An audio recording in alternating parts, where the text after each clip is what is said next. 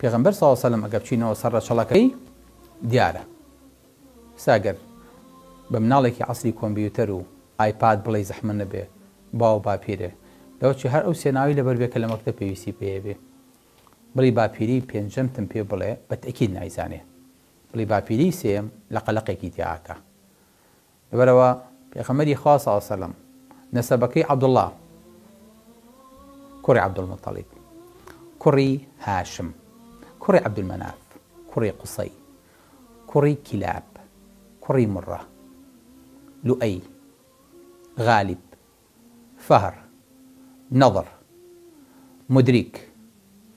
حتا وەکو ئەچێتە سەر ئیلیاس و نزار و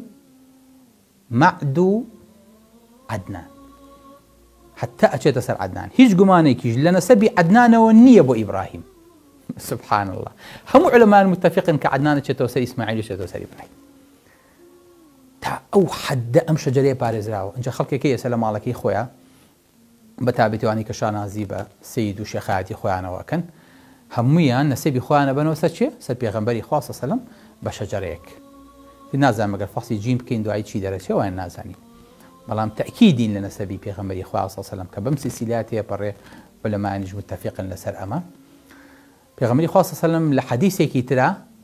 محەطەکان باسەکە فەرمێ إن الله اصطفى كنانة من ولد إسماعيل خوای گەورە کینانەی هەڵبژارد لەنەوەکانی ئیسماعیل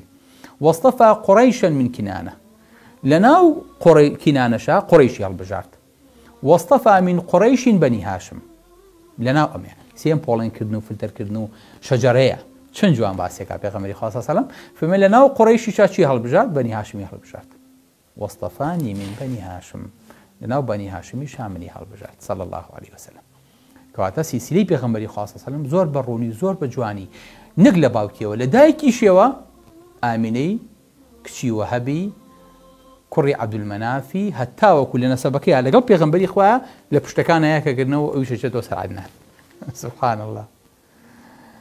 يعني هردو رسالك كاش لو سر سي اسماعيل بو اوي كشخصيتي خوا بنقي ببيوري به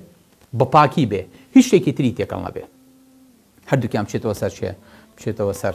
ابراهيم عليه السلام بورونيه وبو جوانيه رسالك بيغمبري خوا بناو دياره بله خواي گور هیچ کاتێکی ژنەی هێشتووە ئەم ناوانە لەبەر چاوەکان ون بن چۆن ئیسماعیلی هێناوە أبي ذبيح الله به بويك بيخات بر شاشة بيخات بر دمي إعلام شاو كام خات سري